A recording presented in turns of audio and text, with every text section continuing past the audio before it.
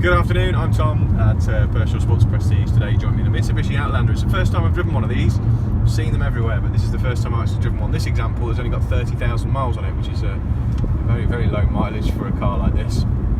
Nice screen up front. We've got our satellite navigation shown at the moment, so fitted with satellite navigation. We have heated seats as well in the front. It's a nice perforated leather as well in the front, which is a nice comfortable little feature. Now the thing that struck me most about this car is it's obviously an automatic. We've got our manual paddles, but they're actually attached to the steering column, so they don't move when I move my steering wheel. That's something that you see in F1. This is a Mitsubishi Outlander, you know. It's a really nice feature, actually, really, really cool. And they're nice and big as well, so if you do want to change manually, you can get to them really easily. I've got loads of on steering wheel controls, such as cruise control. We've got all of our mode buttons on the left, and we've also got our telephone answering and declining button on the left as well.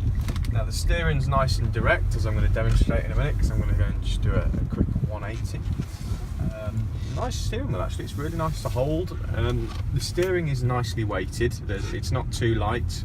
Often manufacturers who build cars like this get it a little bit wrong because they put the steering really light and it just gives you a bit of a numbness. You don't really know what the front wheels are doing. This is not like that at all.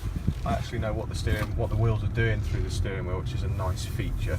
And it's obviously a four-wheel drive, this, so it picks its feet up quite quickly. We don't seem to be struggling pulling out of junctions or anything like that. Ride comfort is pretty standard. The ride comfort's nice. It's not too heavy. It's not too soft either, because it can be too soft. There's a real fine line between having a car which has got too hard suspension and too soft suspension. People like Land Rover get that right all the time, and you don't find the lower brands getting that crisp, nice ride comfort as quickly as they do. But this seems to be fine to me. We've got plenty of interior equipment, which is nice. It's also keyless, which is great because you can just keep the keys in your pocket, and as long as you've got them on you, it'll open with no problems at all. We'll spin back to our dealership now, and we'll have a look around the outside, show you a bit about what the outside looks like.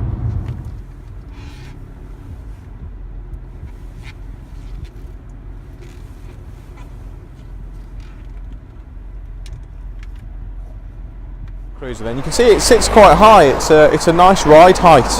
Not too big wheels either, which is going to save you money on the tyres as well. This particular one is in very, very good condition. I can't find a mark on it. On the interior we've got the leather seats as well, so I'll give you a bit of an idea of what that looks like. It's a really nice place to sit. You can see that the dash is sort of biased towards the driver, which is nice because it means you haven't got to turn your head too much. You can just flick the eyes over. We have an eco mode on there as well to save as much fuel as you possibly can, and a full drive mode to lock the four wheels into four-wheel drive as well. As we move around to the back, it's a nice alloy design, by the way. That's something not seen at many manufacturers. You have to pay for those normally. We have an electric tailgate. You can see it's going to beep now, telling us that it's open. Rear view camera shown at the back there as well. The previous owners fitted a boot tray, which is nice for carrying all those dirty bits, and also you've got a parcel shelf, which is more of like a parcel cover nowadays, which is becoming more popular with the manufacturers. Press that button and then it pulls the boot down again. We've got rear parking sensors on the back. You refuel from the passenger side, which is the odd side on this particular one. And because it's keyless on the door, we've got some buttons here, and the buttons on the door, when you press it, it just unlocks it. You press it again and it locks it. This Outlander's priced at $15,999. If you'd like to know anything more about that, please give me a call. You can book a test drive that way as well. You can come and test drive what is a really good car.